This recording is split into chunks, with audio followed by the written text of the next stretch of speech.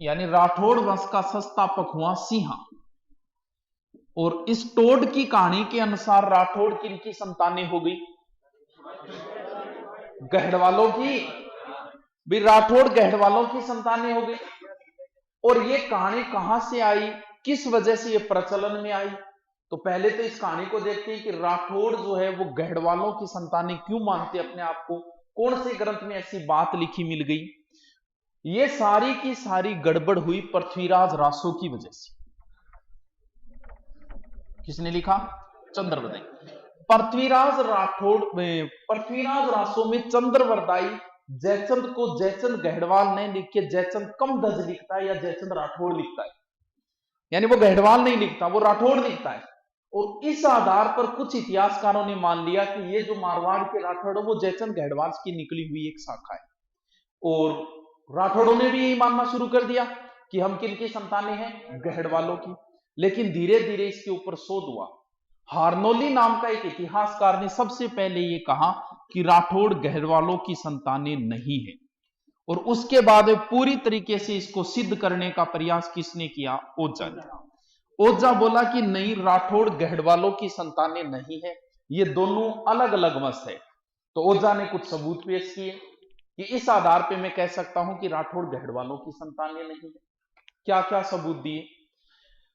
अगर राठौड़ गढ़वालों से निकले हुए होते तो फिर राठौड़ और गढ़वाल तो एक ही वंश हो गया, ब्लड रिलेशन एक ही हो गया इनका। जैसे कछुआओं से कौन निकले? शेखावत। नरुका भी कछुआओं से निकले, तो क्या कछुआ और शेखावतों के वैवाहिक संबंध होंगे? ऐसी बातें नहीं होंगी। तो ओझा यह कहता है कि राठौड़ गढ़वालों से निकले हुए नहीं है, क्योंकि राठौड़ और गढ़वालों में आपस में वैवाहिक संबंध होते हैं।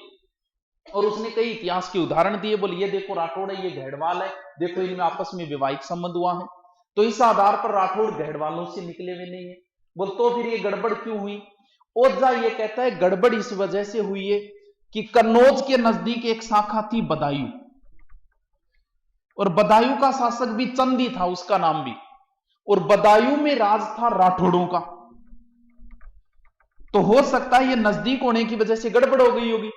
जबकि ये मारवाड़ के जो राठौड़ हैं वो गढ़वाल, कन्नौज के गढ़वाल नहीं, बदायूं के राठौड़ों के वंशज है। यानी ओझा ने राठौड़ों को और गढ़वालों को अलग प्रदर्शित करने की कोशिश की है। और भी कई उदाहरण दिए, बोल जी गढ़वाल जो है वो तो सूर्यवंशी है, जबकि राठौड़ों के लिए ताम्रपत्र और शिलालेख में चंद्रवंशी लिखा हुआ मिला है। तो इस आधार पे भी उसने कहा। फिर दूसरी बात, कुछ पुराने इतिहासकारों की बातें खंगाली इसने। डॉक्टर भंडारकर ने गढ़वालों की सूची बनाई, उस सूची में कहीं भी राठौड़ नहीं लिखा है। राव सिंह की मृत्यु स्मारक के ऊपर भी राठौड़ लिखा हुआ है, जबकि वो तो पहला व्यक्ति था, उसके ऊपर तो सिंहा गढ़वाल भी तो लिखा हो सकता था, जबकि इसके आगे भी सिंहा राठौड़ लिखा हुआ है। तो हारनोली ने सबसे पहले राठौड़ों और गढ़वालों को अलग प्रदर्शित किया। फिर ओझा भी इस मत का समर्थन करता है, वो राठौड़ और गढ़वाल क्या है? अलग अलग है। लेकिन एग्जाम में पूछ भी लिया गया है। अब दो चीजें आती है, एक सूर्यवंशी और एक चंद्रवंशी। राठौड़ क्या है? देखो, ताम्रपत्र और शिलालेखों में कहीं भी लिखा नहीं मिला है कि राठौड़ सूर्यवंशी है। सब जगह लिखा मिला है कि चंद्रवंशी है। जबकि आप मारवाड़ के राठौड़ों से पूछोगे, वो कहते हैं नहीं जी हम क्या है? सूर्यवंशी है। इस आधार पर टोड ने भी राठौड़ों को क्या कहा है? सूर्यवंशी। और एग्जाम में भी पूछा था कि टोड ने राठौड़ों को माना है, तो उत्तर क्या करना है अपने को? ना तो मारवाड़ के राठौड़ अपने को चंद्रवंशी मानते हैं, वो सूर्यवंशी मानते हैं। और टोड ने भी सूर्यवंशी, एग्जाम में भी सूर्यवंशी, तो फिर अपन भी क्या ध्यान रखेंगे? जबकि ताम्रपत्र और शिलालेखों में सब में राठौड़ों को क्या लिखा गया है? चंद्रवंशी। ठीक है। तो सिंहा जो है वो राठौड़ों का पहला आदमी है जो मारवाड़ में प्रवेश किया। अब अलग अलग इतिहासकार इसके बारे में अलग अलग कहानियां प्रदर्शित करेगा। कुछ कहते हैं कि सिंहा ने गो हत्या बहुत की, इस वजह से उसका मन विरक्त हो गया और वो द्वारिका की यात्रा पर निकला था। तो गुजरात साहिब के सोलंकी और चावड़ों ने इससे सहायता मांगी, सिंध के राजा के विरुद्ध इसने सहायता की। कुछ ये कहते हैं कि ये जो आया राव सिंहा, तो सबसे पहले वो पाली क्षेत्र में आया। पाली जो है वो पालीवाल ब्राह्मणों की नगरी है, ब्राह्मणों की एक गोत्र है पालीवाल। पालीवाल ब्राह्मणों की खेती है नहीं, कौन सी है? खड़ी। उन्होंने विकसित की। तो पाली का नाम पाली इन ब्राह्मणों की वजह से पड़ा है। तो ये ब्राह्मण बोले कि हम आसपास के लोगों से परेशान है और सिंहा आपको ठिकाना चाहिए, हमें सुरक्षा चाहिए, तो दोनों की बात बन जाए। तो शुरुआत में कहते हैं कि सिंहा जो है वो पाली के आसपास अपना केंद्र बनाया था, जबकि सिंहा के पास ना तो कोई दुर्ग है और वैसे ना ही कोई स्पेशल रियासत है। तो राठौड़ वंश का संस्थापक जरूर है राव सिंहा, लेकिन राठौड़ वंश का वास्तविक संस्थापक कौन है? ये चूड़ा है, राव चूड़ा। लेकिन बीच में कुछ शासक और आते हैं जिनकी एक दो बात है। सिंहा के बाद आसनाथ आया था।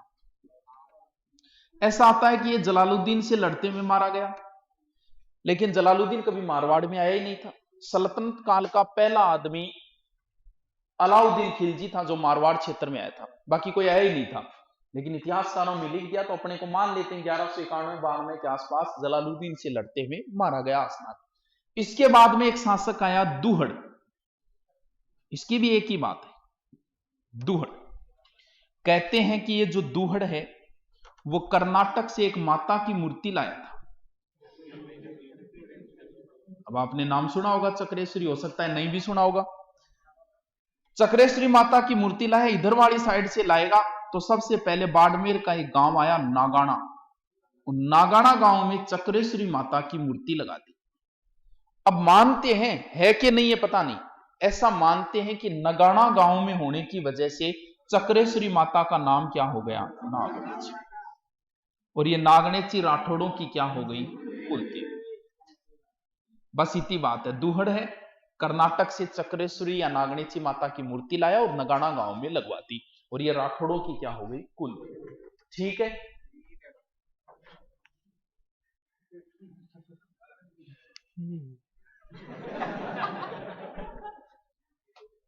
फिर आपने ज्ञान ढूंढने लग गए। हाँ, मैं ज्ञान बोलो चाहे ढूंढने लग जाए, फिर ढक लगाना पड़े। चलो, पार्टनर आई को नहीं क्यों फोन कर ले, गाँव गई। चलो, तो चूड़ा के बारे में देखते हैं। अभी तक कोई दुर्ग वगैरह तो है ही नहीं, क्योंकि राठौड़ों का वास्तविक संस्थापक कौन है? और वास्तविक कब बनेगा? जब दुर्ग वगैरह आ जाएगा। देखो वहां क्या, मंडोर तो पहले से ही है। किस नदी के किनारे मंडोर पता है?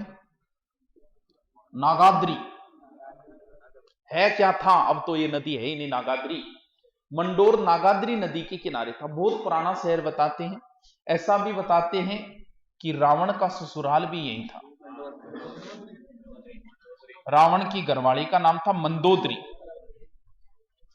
वैसे तो मंदोदरी का अर्थ होता है मंद प्लस उदरी। उदर बोला पेट में, यानी मंद का मतलब छोटा, उदर माने पेट, यानी जिसका पेट छोटा हो, यानी जीरो फिगर। तो इसकी वजह से नाम क्या पड़ा इसका? मंदोदरी। मंदसौर वाले तो ये कहते हैं कि मंदोदरी हमारे यहां से थी, और हम ये कहते हैं कि मंदोदरी का ही परिवर्तित रूप क्या है? मंडोर है। यानी रावण आपनों के ज्वाई जिया आपनो घूमो गयो। चलो जो भी है, भी ज्वाई है। देखो ज्वाई किसी ज्वाई गणो माड़ो हुए, मतलब माड़ा हुए। कई भारत में दो प्रकार का ज्वाई है, एक तो वह जमाई राजा और एक है जमाई बेटो। दो कैटेगरी पाई जाए। तो जमाई बेटो तो वह उसको बेचारो जागो सास रहे, ब्याह सा वह काम करवा लेगो और बढ़िया बेटे ही तैयार है। और जमाई राजा ए ब्याह में जागा छांटियों मारेगा बेटा, हम तो साड़ी के हाथ का खाना खाएंगे, नमक कम है, लूण ज्यादा है। ए जमाई राजा कैटेगरी के अंदर आओ, परेशान ही है। तो दो कैटेगरियां है। तो रावण कौन से में आओ?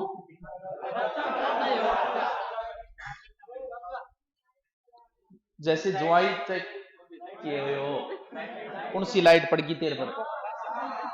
तू ही नाक पे बैठ जा, लाइट पड़ी रहने दे बड़ी, बिना बैठ जा। और कहीं जगह पड़ी, आगे बैठ जा। यहाँ क्या पड़ेगी? थार पर पड़ रही है ये।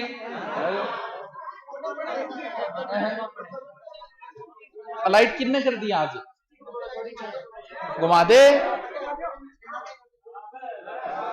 अब ठीक है क्या? कोई नहीं, तू जिंदगी रीस मारी है, की बात होगी है? हाँ पढ़ अगला घर जाना तो नहीं चेहरों की शौक मिलेगो बस खर्राटा मारना नहीं होना चाहिए बाकी यही हो सकता है खर्राटा हो तो कोई इलाज ही को नहीं बाकी तो सुधार भी दे आदमी तो खर्राटा मारना आप तो जा सो बाकी अनसुन कौन दे तो मंदोदरी अब देखो ज्वाई जिसो भी में मारो हुए लेकिन ज्वाई मर जाए कोई खुशी कौन मनाई जाए तो दशहरे के दिन जब रावण दहन होता है जिसकी पूरा भारत खुशी मनाता है लेकिन मंडोर के जो उसके वंशज जो बताते हैं कि वो उस दिन दुख प्रकट करते हैं उस दिन खाना वाना